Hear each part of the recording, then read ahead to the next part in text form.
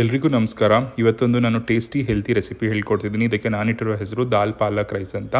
ಮೊದಲಿಗೆ ಒಂದು ಪಾತ್ರೆಗೆ ಅರ್ಧ ಪಾವಷ್ಟು ಬಾಸುಮತಿ ಅಕ್ಕಿ, ಅರ್ಧ ಪಾವಷ್ಟು ಮಸೂರ್ ದಾಲ್, 2ರಿಂದ 3 ಸ್ಪೂನಷ್ಟು ಹೆಸರುಬೇಳೆ ನೀರಲ್ಲಿ ಹಾಕಿ ಚೆನ್ನಾಗಿ ತೊಳ್ಕೊಂಡು ಒಂದು ಅರ್ಧ ಗಂಟೆ ನೀರಲ್ಲೇ ಸೋಕ್ ಮಾಡೋಕ್ಕೆ ಬಿಡಿ. ಅದಾದಮೇಲೆ 2ರಿಂದ 3 ಹಿಡಿಯಷ್ಟು ಪಾಲಕ್ ಸೊಪ್ಪನ್ನ ತೊಗೊಂಡು ಚಿಕ್ಕದಾಗಿ ಹೆಚ್ಚಿಟ್ಕೊಳ್ಳಿ ತೊಳೆದು. ಅದಾದಮೇಲೆ ಒಂದು ಟೊಮೆಟೊನ ಚಿಕ್ಕದಾಗಿ ಹೆಚ್ಚಿಟ್ಕೊಳ್ಳಿ, ಒಂದು ಈರುಳ್ಳಿನ ಚಿಕ್ಕದಾಗಿ ಹೆಚ್ಚಿಟ್ಕೊಳ್ಳಿ, 4 ಮೆಣಸಿನ್ಕಾಯಿ ಹಾಕ್ಕೋಬೋದು.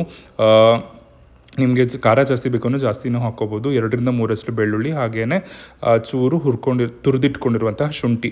ಈಗ ಒಂದು ಕುಕ್ಕರ್ ತೊಗೊಳ್ಳಿ. ಕುಕ್ಕರ್ಗೆ 3ರಿಂದ 4 ಸ್ಪೂನ್ ಆಲಿವ್ ಆಯಿಲ್ ಹಾಕಿ, ಸಾಸಿವೆ, ಜೀರಿಗೆ, ಇಂಗು ಎಲ್ಲವನ್ನು ಹಾಕಿ ಸ್ವಲ್ಪ ಅರಿಶಿನವನ್ನು ಹಾಕಿ, ಸಾಸಿವೆ ಜೀರಿಗೆ ಚಿಟಗುಟ ಅಂತ ಅಂದಮೇಲೆ ಒಂದೊಂದಾಗೇ ಚಿಕ್ಕದಾಗಿ ಹೆಚ್ಕೊಂಡಿರುವಂತಹ ತರಕಾರಿನ ಹಾಕೊಳ್ಳೋಕೆ ಶುರು ಮಾಡಿ. ಮೊದಲಿಗೆ ಈರುಳ್ಳಿ ಹಾಕೊಳ್ಳಿ, ಟೊಮೆಟೊ ಹಾಕೊಳ್ಳಿ.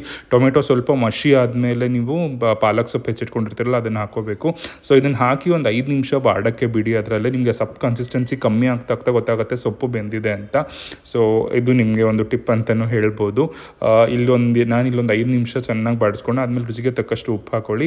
ಆಮೇಲೆ ನಾನಿಲ್ಲಿ ಸ್ವಲ್ಪ ಜೀರಿಗೆ ಪುಡಿ, ಹಾಗೆಯೇ ಧನಿಯಾ ಪುಡಿ, ಆಮೇಲೆ ಗರಂ ಮಸಾಲ ಮತ್ತು ಪೆಪ್ಪರ್ ಪೌಡರ್ ಇದಿಷ್ಟು ಹಾಕ್ಕೊಂಡಿದ್ದೀನಿ. ಒಂಥರ ಡಿಫ್ರೆಂಟ್ ಟೇಸ್ಟ್ ಕೊಡುತ್ತೆ, ಡಿಫ್ರೆಂಟ್ ಟೇಸ್ಟ್ ಎನ್ಹಾನ್ಸ್ಮೆಂಟ್ ಕೊಡುತ್ತೆ ಅಂತ. ಸೊ ಇದೆಲ್ಲ ಮಿಶ್ರಣವನ್ನು ಹಾಕಿ ಇನ್ನೊಂದು 5 ನಿಮಿಷ ಕುಕ್ಕರ್ನ ಮುಚ್ಚಿಟ್ಟಾರು ನೀವು ಬೇಯಕ್ಕೆ ಬಿಡ್ಬೋದು, ಇಲ್ಲ ಓಪನ್ನೇ ಬೇಯಕ್ಕೂ ಬಿಡ್ಬೋದು, ಚೆನ್ನಾಗಿರುತ್ತೆ. ಸೊ ಇದಾದಮೇಲೆ ಒಂದು ಹಂತಕ್ಕೆ ಬಂದಿರುತ್ತೆ, ನಿಮಗೆ ಗೊತ್ತಾಗುತ್ತೆ ಕನ್ಸಿಸ್ಟೆನ್ಸಿ ಎಲ್ಲ ಕಮ್ಮಿ ಆಗೋಕ್ಕೆ ಶುರುವಾಗುತ್ತೆ.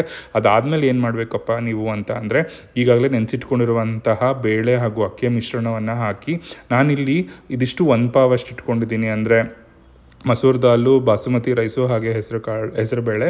ಸೊ ಇಲ್ಲಿಗೆ ನಾನು 1.5 ಲೋಟದಷ್ಟು ನೀರು ಹಾಕ್ತಾಯಿದ್ದೀನಿ. ಒಂದು ಕುದಿ ಬರಬೇಕು ನೀರು ಹಾಕಿದ್ಮೇಲೆ. ಆಮೇಲೆ ಒಂದು ಸ್ವಲ್ಪ ತುಪ್ಪ ಹಾಕಿ, 1ರಿಂದ 2 ಸ್ಪೂನ್ ತುಪ್ಪ ಹಾಕಿ ಕುಕ್ಕರ್ನ ಮುಚ್ಚಿ 1 ಅಥವಾ 2 ಕುಕ್ ಬರಬೇಕು. ಅದಾದಮೇಲೆ ಸಕ್ಕತ್ತಾಗಿರುವಂತಹ ರುಚಿಯಾದಂತಹ ದಾಲ್ ಪಾಲಕ್ ರೈಸ್ ತಿನ್ನೋಕ್ಕೆ ರೆಡಿಯಾಗಿರುತ್ತೆ, ಗಮ್ಮಂತಿರುತ್ತೆ.